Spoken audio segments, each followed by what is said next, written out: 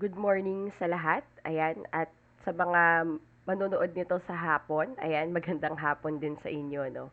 So, pagpapatuloy natin yung ating talakayan sa huling topic natin sa quarter 2 sa ESP7 at ito ay iikot tungkol sa dignidad ng tao. So, for the past weeks, pinag-uusapan natin dito yung mga katangian natin na nagpapaspesyal sa atin bilang tao. So, sinimulan natin ang ating talakayan tungkol sa isip at kilos loob.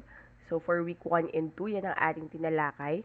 And for the following weeks, tinalakay naman natin ang tungkol sa ating konsensya na ating nagagamit bilang ating moral compass sa ating pagdedesisyon at pagkilos sa araw-araw.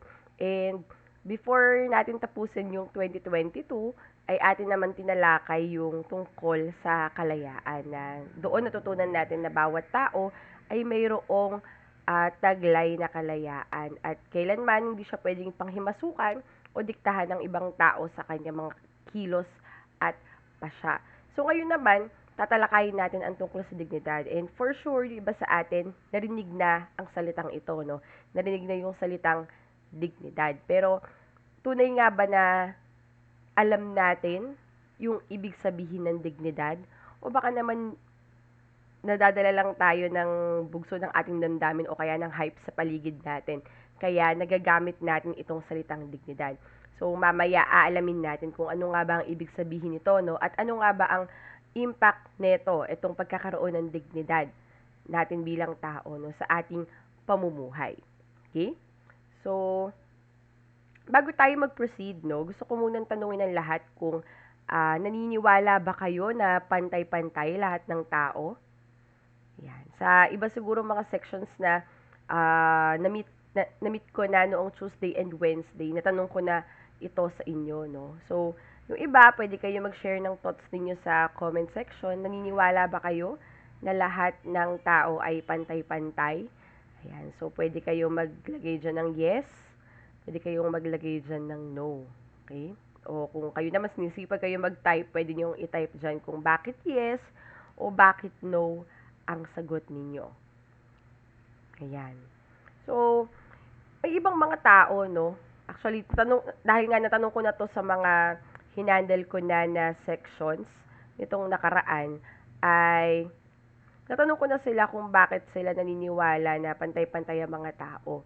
May ilan nagsasabi na pantay-pantay lang tayo kasi pare-parehas tayong may taglay na isip, meron tayong taglay na kilos loob, o yung iba naman nagsasabi na pantay-pantay tayo kasi at the end of the day, pare-parehas lang tayong tao. Pare-parehas tayong mortal lang at pagkatapos ng lifetime na ito, ay mamamatay din naman tayo, no? But, there are people na nagsasabi, no, na pantay-pantay tayo mga tao dahil pare-parehas tayong nilikha ng Diyos, which is true naman. No? Ewan ko lang pag tinignan mo yung katabi mo, kung maniniwala ka pa ba, no? Na pantay-pantay tayo at gawa ng Diyos. Okay? Pero, may ibang mga tao, no, na nagsasabi naman na hindi tayo pantay-pantay. Dahil makikita naman natin, physically may mga kaklase tayo o mga tao sa paligid natin na mas maganda sa atin o kaya naman mas gwapo sa atin. Merong may itsura, no? Meron namang saktuhan lang, merong mga matangkad, merong mga maliit, o kaya naman katamtaman lang ang height, meron namang payat, mataba, meron namang saktuhan lang din ang kanilang figure, no? O baka naman yung iba nagsasabi na hindi tayo pantay-pantay kasi may mga taong matalino, may mga tao namang medyo mahina ang pag-iisip, no? Hindi naman natin sasabihin bobo sila, no? Masyado namang hard yon. Pero yan, merong mga mentally challenged na mga tao, di ba? O kaya naman, pagtingin natin sa labas ng tahanan natin, makikita natin na may mga taong nagkakaiba-iba sa kanilang estado sa buhay. May mga mayaman, kaya merong kaya sa buhay, meron namang katamtaman lang, saktuhan lang, no? At meron din naman mga naghihikahos o naghihirap sa buhay, no? So, parehas na may katotohanan itong dalawang ito, no, na yes, pantay-pantay tayo, and at the same time, meron tayong mga bagay na nagkakaiba-iba tayo, no? Kaya naman, ang tanong sa atin, ayan, paano nagiging pantay-pantay ang lahat ng tao kung tayo ay magkakaiba ng itsura, magkakaiba tayo ng edad, kasarian, merong mga straight na babae, straight na lalaki, merong mga bahagi ng LGBT community, ayan, iba-iba tayo ng kakayahan at estado sa buhay. Paano nga ba natin ma-achieve, no, yung pagkapantay-pantay ng lahat ng tao? So, kung meron man tayong dapat hanapin para ma-achieve itong pagkapantay-pantay na to, eh, yun yung common denominator natin. So, kung makikita natin sa mga fractions, no, yung common denominator, ito yung nasa ilalim na bahagi ng fraction, no. At para makita o para malaman kung ano nga ba yung common denominator natin, kailangan nating i-check kung ano nga ba yung meron ka, na meron din ako, na meron din yung ibang tao despite of our differences. At kung meron mang isa, no, na common denominator tayo, aside sa fact na gawa tayo ng Diyos, ay ang pagkakaroon natin ng dignidad. So, sa iba review na lang to dahil nakakita nyo na tong slide na to, nitong Tuesday and Wednesday nyo. Pero sa iba baka ngayon pa lang nila ito makikita. So, babalikan natin para sa lahat. Right? So, ano nga ba ang ibig sabihin ng dignidad? Okay? So, ang dignidad ay mula sa salitang Latin na dignitas, mula sa salitang dignus. Kumbaga, ito yung root word niya, yung dignus, na nangangahulugang karapat-dapat. Okay? So, ibig sabihin, kapag may dignidad ka, karapat-dapat ka. Okay? Dahil sa taglayin nating dignidad, karapat-dapat ang tao sa pagpapahalaga at paggalang ng kanyang sarili at kapwa. So, siguro may mga pagkakataon sa buhay nyo na iisip ninyo na may halaga ba talaga ako bilang tao? Meron ba talaga akong worth? No? Talaga ba deserving ako ng paggalang ng iba? Ang sagot dyan ay yes, dahil meron tayong dignidad. So, hindi mahalaga dito kung matalino ka, o mahina ka, o ikaw ay masipag sa bahay, o kaya naman pabigat ka, no? So, dahil lang tao ka, whether anak ka, estudyante, mamamayan, no? Meron kang halaga bilang tao dahil meron kang dignidad. Okay? At gusto ko lang linawin dito, no, na itong pagpapahalaga at paggalang sa atin bilang tao ay hindi lang nanggagaling sa ating kapwa. Okay? Bago natin hintayin na galangin, pahalagahan tayo ng ibang tao, kailangan nating maunawaan na una sa lahat, dapat nanggagaling ang pagpapahalaga at paggalang na ito sa ating sarili. So, dapat ikaw pala, no, sa sarili mo, you know how to see and treat yourself with value. No?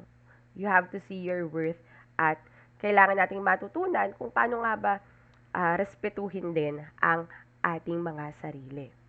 Okay?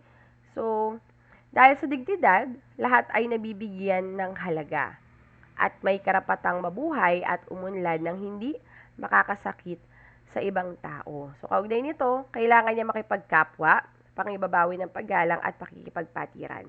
Mamaya malalaman natin ano nga ba ang koneksyon nitong ating dignidad sa ating pakikipagkapwa, no? Ano nga bang koneksyon nito sa pagtamasa natin sa ating mga karapatan sa buhay na ito, no?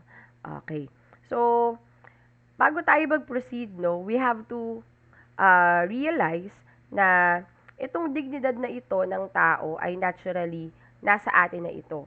Kaakibat ng kaloob ng Diyos na buhay, meron na tayong dignidad din na taglay. So, hindi ito nagmumula sa lipunan, hindi ito binibigay ng pangulo sa atin o ng kung sino man.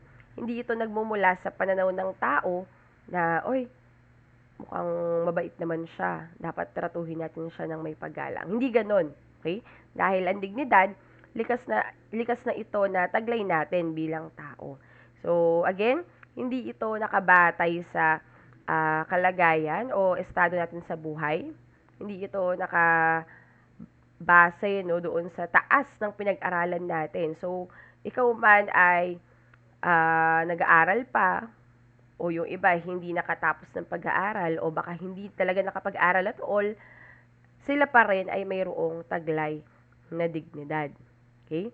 Hindi rin ito nakabase sa relihiyon o lahing pinagmulan, kulturang kinagisnan, posisyon sa organisasyon o pamahalaan. So, lahat ng tao, ano man ang kanyang edad, ano man ang kanyang anyo, ano man yung taas ng kanyang pinag-aralan, ay mayroon siyang taglay na dignidad. Okay? So, kung meron man tayong isasagot dito sa tanong na ito, no, lahat ba ng tao ay may dignidad? Yes na yes ang ating sagot. No? So, ito ay hindi nakabatay sa kung ano mang mga external na factors. Ito ay likas na sa atin. Dapat maging klaro yan sa atin. Alright? So, ayan, lahat ng tao, ano man ang kanilang gulang, anyo, antas, ng kalinangan, at kakayahan ay may dignidad. So, bawat tao ay may dignidad dahil sa kanyang pagkatao. Okay?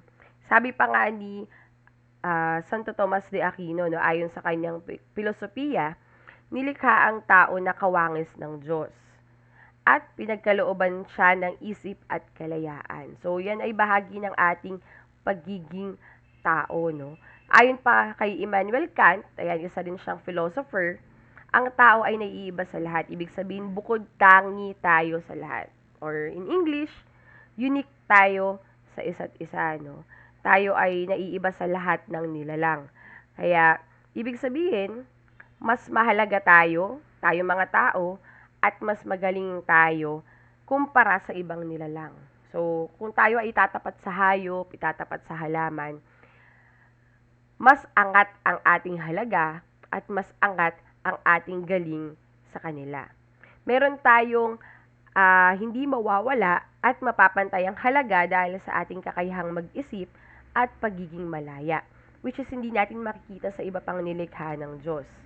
Yung ating isip, kilos loob, at ating kalayaan ay bahagi, no, ng ating mga katangian bilang tao na naging focus natin sa ating discussions simula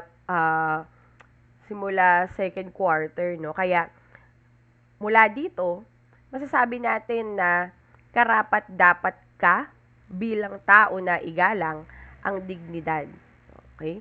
Karapat dapat tayo na igalang dahil meron tayong dignidad. Alright?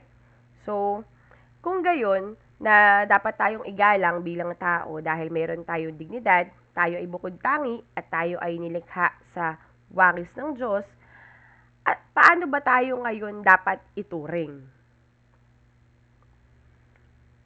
Yan. So, dahil sa dignidad ng tao, hindi siya dapat ituring na kasangkapan lamang. Ayan. For sure, alam na alam nyo to, no? Kasi may mga instances sa siguro sa buhay ninyo wherein feeling nyo ginamit lang kayo, no? Yung mga user nating mga kaklase o kakilala, no? Na ginamit lang tayo para lang ma-achieve yung goal nila, para lang makuha yung gusto nila, no? But then again, dahil meron tayong dignidad bilang tao, hindi tayo dapat ituring na kasangkapan lamang. Dahil hindi naman tayo objects. Okay? Halimbawa na lang, no, itong cellphone na to. Ito ay isang halimbawa ng object, 'di ba? At meron itong purpose lang, no? Kahit na ayan, wala siyang isip, wala siyang kilos loob at kalayaan. Yan, nagagamit natin siya para sa mga purpose na gusto natin, no? At ito, after natin gamitin, pwede mong iwan lang dyan, di mo napansinin. Minsan nga, dinidrain pa natin yung battery niyan na para bang wala na tayong pakialam, no? Kahit na sabihin mong iPhone 14 yung cellphone mo, kapag wala ka ng pake o tapos na yung silbi niya sa'yo, no, ay pwede mo nang pabayaan lang. Okay lang sa'yo nababagsak-bagsak, 'di ba? Okay lang sa'yo kahit di ma-charge, o kaya kapag nanakaw, iyak ka lang, no? Tanggapin mo lang yung paggalit ng magulang mo, pero afterwards pwede na siyang palitan. Ganun natin ituring ang kasangkapan, objects o bagay, no? Kaya okay lang sa ating pabayaan yan, masira, manakaw and all, no? Pero hindi ganoon ang tao dahil meron siyang dignidad. Okay? Tayo mga tao ay mayroong layunin. At kaakibat ng ating layunin bilang tao ay yung ating kakayahang mag-isip o pagiging rasyonal. Kaya naman sa madaling sabi, dahil sa kakayahan nating mag-isip, ay hindi tayo pwedeng ituring lang na isang kasangkapan. We are more than an object. Okay? Ito naman kasi wala naman itong kakayahang mag-isip. Wala naman itong kalayaan na gumalaw on its own. Tayo lang ang may kakayahan nito, no? Kaya naman kung mapapansin ninyo, no, sa araw-araw nating pamumuhay o pakikisalamuha sa mga kaklase natin. Kung meron tayong kaibigan o kaklase na magaling sa math at science, ay, tawag dito, hindi naman natin sila, o hindi naman maganda, no, kung ituring natin sila na parang objects sa kapag kinopyahan mo na ng assignment, although hindi natin tinatolerate ito yung pangopya, no. Yan. Pero for example lang, yung kaklase mo na magaling sa math at science, no, after mong mapakinabangan siya, after mo na maturuan niya, o kaya pakopyahin niya ng mga assignment, o kaya ng test, dadaan-daanan mo na lang siya na para bang hangin lang siya, no? Dahil yung kaklase mo, kahit na napakinabangan mo siya, kahit na nakatulong siya sa'yo, meron pa rin siyang halaga bilang tao. Kaya kung mapapansin ninyo, tawag dito, kaya kung mapapansin ninyo, no, kahit na napakinabangan natin sila, nakatulong sila sa atin, kinakausap pa rin natin sila, kinakamusta, o kaya kung sila naman ang may pangangailangan, tumutulong tayo. Dahil, yun ang esensya ng pagkakaroon ng halaga bilang tao. Yun ang esensya ng pagkakaroon ng dignidad. May kailangan ka man o wala sa kanya, mahalaga pa rin siya bilang tao. Okay? Kaya, dahil dito, hindi mo siya basta-basta lang iiwan na parang gamit lang pagkatapos mo siyang gamitin at pakinabangan. Lumalapit pa rin tayo sa kanya, dun sa kaklase natin na yun, at nakikipag-usap, kahit wala ka namang hihilingin, o kaya wala ka namang hihinging tulong, o hinihinging pabor mula sa kanya. So, ganun dapat natin ituring ang tao, no? Mayroong halaga, hindi parang isang object lamang. Okay? So, dahil hindi isang bagay o kagamitan lang ang tao, ini-expect sa atin na may paggalang ang pakikitungo natin sa kanila. Meron man tayong kailangan o wala. Kaya, yan, di ba, kapag meron tayong kailangan sa isang tao, nakikipag-usap tayo ng mahinahon, gigimalambing tayo, nakikiusap tayo ng maayos at malumanay. Ginagalang natin siya dahil dahil parehas tayo, no, na may kakayahang mag-isip at may kalayaan. Oh. Ayan. So, binanggit doon sa inaral natin noong unang lesson na mayroong katangian ang tao na nagpapabukod tangi sa kanya kung siya ay ikukumpara o ihahalin tulad sa iba pang mga nilalang. Una, dahil meron tayong isip na nagbibigay sa atin ng kakayahang umunawa ng konsepto, mga tuwiran, at magmuni-muni.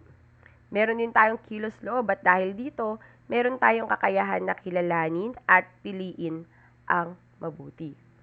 At dahil sa dalawang ito, dahil sa isip at kilos loob, ay nalalaman at nagagawa niya ang karapat-dapat na kilos para sa kanyang sarili at kapwa.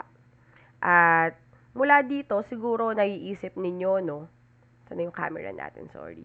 Ayan, siguro naiisip ninyo, no? Na kung ang mga ito lamang ang pamantayan sa paggalang at pagpapahalaga ng dignidad ng tao, paano naman yung mga sinilang na may sakit sa isip? Mga nawalan ng katinoan dahil sa mga pangyayari sa kanilang buhay. Halimbawa na lang yung mga na-trauma, ayan. Paano naman yung mga ulyanin, kagaya ng mga matatanda at hindi na makapag-isip? So, sa palagay nyo ba, meron pa rin silang dignidad at karapat-dapat pa rin sila ng paggalang? Yan. Pwede nyo ilagay sa chat box yung inyong sagot, no? Uulitin ko. Sa palagay nyo ba, kahit na gano'n ang kanilang kalagayan, meron pa rin ba silang halaga? At taglay pa rin ba nila ang dignidad? Yan. Pwede nyo i-share yan sa ating chat box, no? Okay. So, saan na yung ating slides? Ayan. So, tandaan ninyo, no, na hindi naaalis o natatanggal ng mga pangyayaring ito o itong mga kondisyon na to yung kanilang dignidad bilang tao. Kaya in short, hindi sila nawawala ng karapatan na pahalagahan at igalang. So, sila man ay mayroong problema sa pag-iisip, sila man ay may tuturing natin ng mga special child, no? Kung mapapansin ninyo, kagaya ninyo na mayroong karapatang mag-aral, sila rin ay pinag-aaral. Okay? Sila rin ay pinag-aaral dahil kagaya ninyo, meron pa rin silang potensyal, no? At ito ang paraan ng Estado para iparanas sa kanila na meron pa rin silang halaga bilang tao. Yan. Kaya nga 'di ba, sobrang off sa atin kapag nakikita natin na may mga tawag dito, may mga special child o kaya mga special na nila lang, no? Yung may mga karamdaman sa isip o kaya may kapansanan na ah, tawag dito, ginagawang outcast, tawag dito, hindi tinatrato ng tama, hindi tinatrato na parang tao, tinatalian lang, etc. Ayan, may mga napapanood akong ganyan dati sa KNJS, no? So, kapag nakaka-encounter tayo ng mga ganun, na para bang hindi trato ang turing sa, hindi tao ang trato sa kanila, no? Ay something bothers us, no? And meron tayong feeling na may hindi tama dito sa pagtatrato sa kanila, no? Kaya yan. Kaya mayroon tayong ganung pakiramdam, may ganun tayong mga naiisip, dahil alam natin, no, na kahit sila ay may mga bagay na hindi nagagawa ng normal na tao, ayan, ay meron pa rin silang worth as a person. Meron pa rin silang taglay na dignidad. Okay? Kaya, para sum up, no, yung mga napag-usapan natin tungkol doon, kailangan nating ma-realize na hindi lamang ang pagkakaroon ng tao ng isip o pagiging rasyonal ang batayan ng kanyang dignidad. Diba? Kaya pati yung mga mahina ang isip, yung mga mentally challenged at may problema dito sa pag-iisip, no, ay karapat dapat pa rin ng paggalang. Dahil una, ayan, sabi nga ni Max Keller, ayan, para makita niyo ng buo yung kanyang pangalan. Ayan. Sabi nga ni Max Keller, ay sorry, yan, balik tayo. Sabi nga ni Max Keller, no, mahalagang isaalang-alang ang pagiging bukod tangi ng isang tao. Ibig sabihin, ang pagkatao ng tao ay ang kanyang pagkapersona at ang kaisahan ng kanyang iba't ibang kilos. Yan. At binubuo ito ng mga katangiang nagpapabukod tangi sa kanya bilang tao.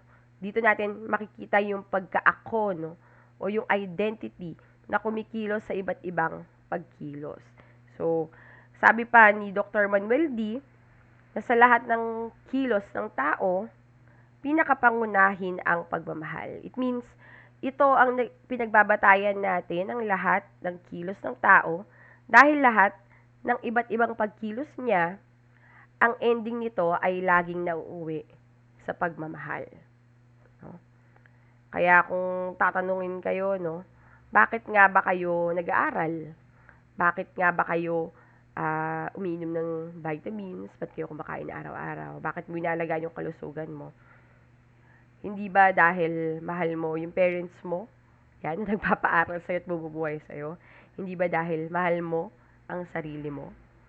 Yan. So, yan ang mga bagay na magpapatunay dito, no, na palaging pagmamahal ang ating tunguhin. Okay? Yan.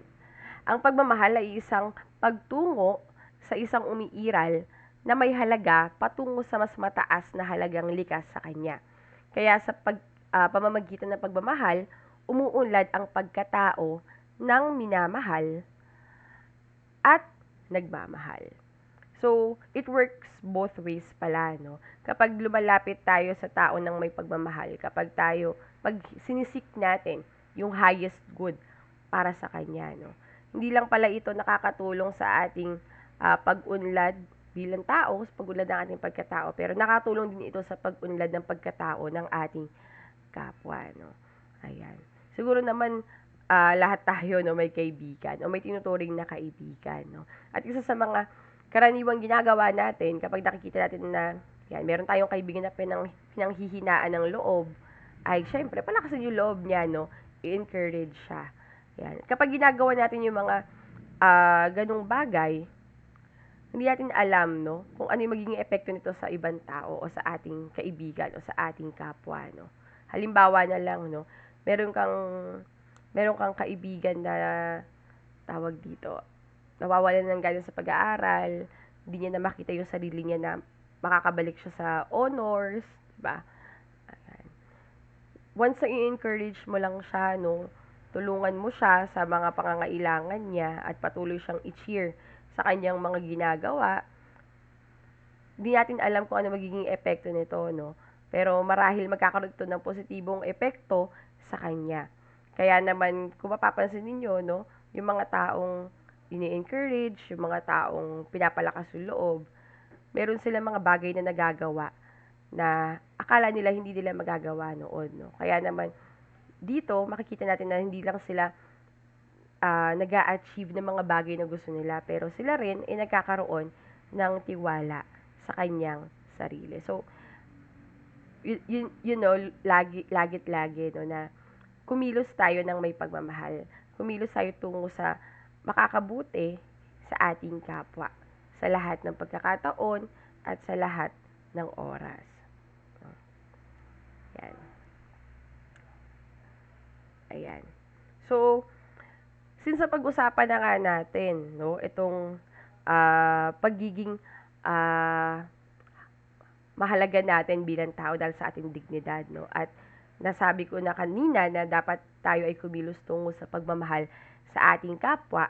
Ano-ano nga ba yung mga maaari nating gawin para maipakita ang pangangalaga sa dignidad mo bilang tao at sa dignidad ng iyong kapwa? So, meron tayo ditong 2 basic na mga dapat gawin, no? So, discuss muna natin itong una. Ayan, sabi dito, pahalagahan mo ang tao bilang tao. Gaya ng nabanggit natin kanina, ang tao ay hindi isang kasangkapan.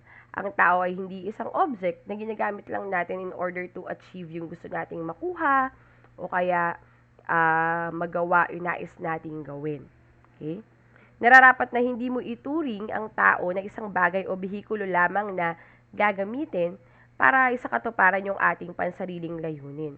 At talagang hindi makatao kung igagalang mo lang siya dahil nagtataglay siya ng mga katangiang mapapakinabangan mo.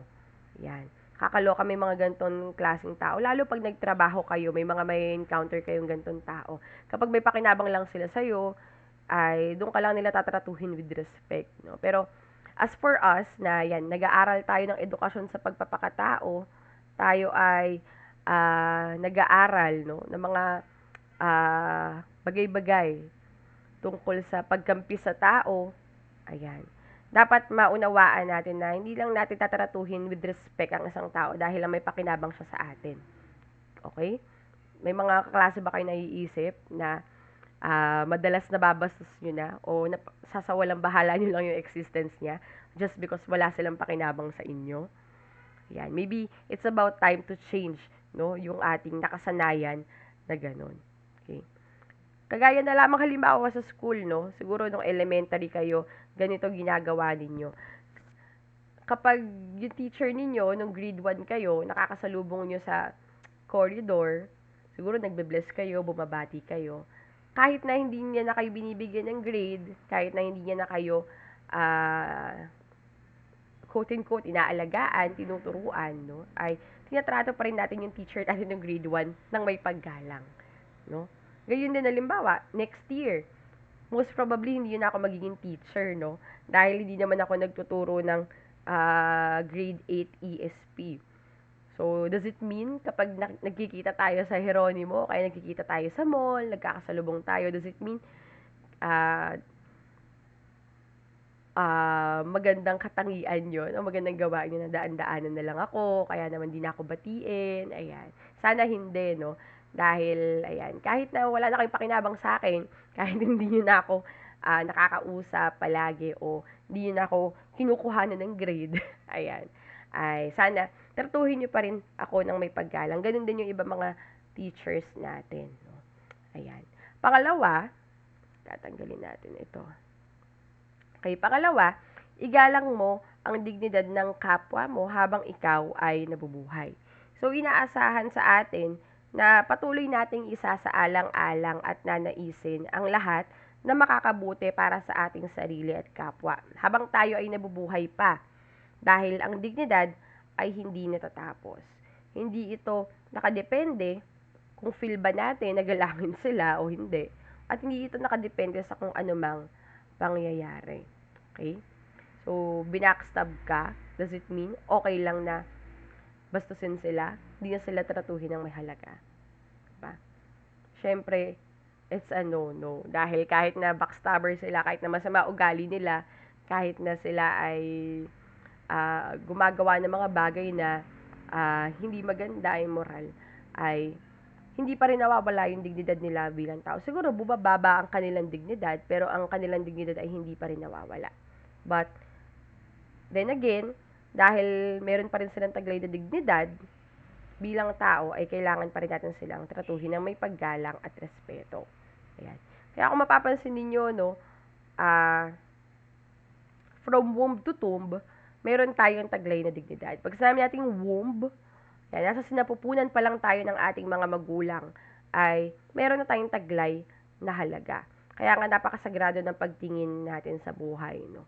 Na as long as mayroong potensyal na mabuhay, itong nasa sinapupunan ng isang ina, ay gumagawa siya ng mga paraan upang maitaguyod ito, maalagaan to, at mailuwal ng malusog dito sa mundong ito, no? At gayon din hanggang tayo ay mamatay, from womb to tomb, hanggang sa ating kamatayan, hanggang sa ating puntod, no? Ay meron pa rin tayong halaga bilang tao. Kaya nga, 'di ba, sobrang off sa atin, sobrang gross, no? Kung iisipin na mayroong mga tao, patay na nga yung tao, hinalay pa, no? Sobrang off sa atin noon, no? Dahil alam natin na kahit na mamatay na yan tao, meron pa rin siyang halaga. Binibigyan natin ng maayos na burol, maayos na libing yung kamag-anak natin. Kayo din, pag namatay kayo, ganun din ang gagawin sa inyo, no? Dahil naniniwala tayo na from womb to tomb, mayroong dignidad ang tao. Kahit na hindi siya mamuhay ng perpekto, dahil wala namang perpekto dito, no? Ayan, meron pa rin siyang taglay na dignidad. Kaya kung mapapansin ninyo, kahit yung mga nakakulong, may mga ginawang mali o labag sa batas, ayan, kahit na nakakulong sila, pinapakain pa rin sila, kagaya natin, ng mga taong malaya, no? Pinapakain pa rin sila, yung iba nagkakaroon pa rin ng oportunidad na makapag-aral, yung iba nga nagba-Bible study pa, o yung iba naman nag-aaral para ma-equip sila ng iba't ibang skills. Yan, may mga nag-aaral ng handicrafts, mayroong mga, dati nakikita ako sa mga documentary, may mga tinuturuan ng gumawa ng, tawag dito, alam niyo yung bote, na mayroong parang barko sa loob. Ayan, na ginawa lang nila by hand, no. Tinuturuan sila ng mga ganung bagay, no. Dahil naniniwala tayo na kahit na sila ay nakakulong, kahit na sila ay lumabag sa batas, kahit na sila ay secluded sa sibilisasyon, no, ay meron pa rin silang taglay na halaga, meron pa rin silang dignidad. Ganun pa rin ang pagtrato sa kanila, kagaya ng pagpapahalaga na meron ng lipunan sa atin bilang mga taong malaya. Okay? So, ayan. So, naipakikita sa iyong kilos ang pagmamahal at napapanatili ng iyong mapagmahal na kilos ang dignidad mo bilang tao. So, talagang umiikot sa pagmamahal, no? Itong pagbibigay ng halaga sa tao. And, same goes sa atin, umiikot sa pagmamahal ang pagbibigay ng halaga sa ating mga sarili, no? Kaya, mahalaga na naglalaan ka ng panahon na suriin ang iyong mga kilos upang makita kung hindi ba pinapababa ng mga ito ang iyong dignidad. Ayan. Kailangan magkaroon tayo ng time to reflect kung yung mga kilos ba natin, yung mga ginagawa ba natin ay meron bang pagmamahal. Yan. Isipin natin sa sarili natin, o yung mga ginagawa ba natin para sa sarili natin o sa sarili natin? Ito ba ay bunga ng pagmamahal natin sa ating sarili, no? Ito ba ay nakapagpapaangat ng ating dignidad o nakapagpapababa, no? Yan. Gayun din sa ating pakikitungo sa iba, isipin natin kung paano tayo makitungo sa kanila, no? Ito ba ay nagpapataas o nagpapababa ng dignidad ng ating kapwa? Yan ang mga dapat nating pag-isipan, no? Yan. So, ang tanong, paano nga ba natin mapapanatili ang ating dignidad at maiiwasan ang pagpapababa nito? Yan. So, meron itong kaugnayan sa pagiging moral mo na tao. Ang pagiging moral ay ang paggawa ng mabuting kilos ayon sa iyong konsensya na nahuhubog ng likas na batas moral. Yan. So, ang next question natin, no, bakit nga ba natin kailangan maging moral na tao? Yan, sa pagiging moral, napapanatili ang kaayusan ng pamayanan na iyong kinabibilangan at naiingatan ang karapatan ng bawat isa tungo sa tunay na kalayaan. Yan. Sabi pa nga ni Confucius, nangangahulugan ito na pagpapaunlad mo sa iyong sarili ay hindi lang para sa sarili mo, hindi lang ito para sa kapakinabangan mo, no?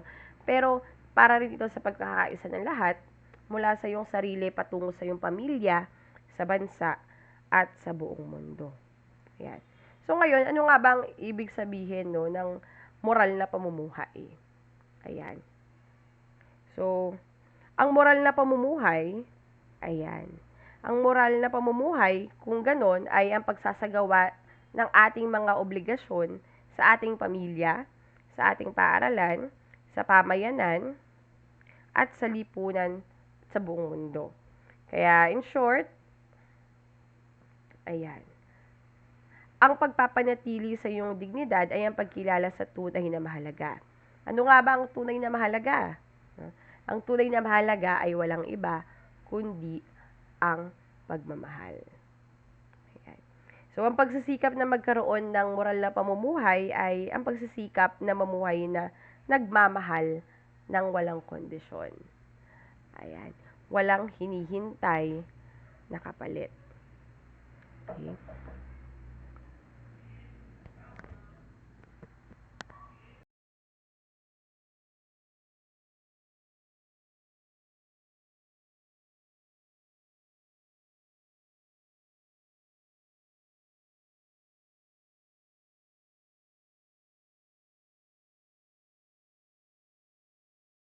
Ayan, sorry nawala ako for a while.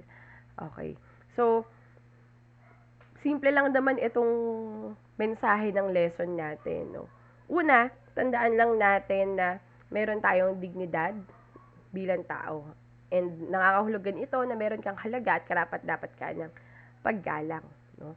Pangalawa, matutunan natin kung paano nga ba ibigay itong pagpapahalaga at paggalang na ito sa ating mga sarili, no?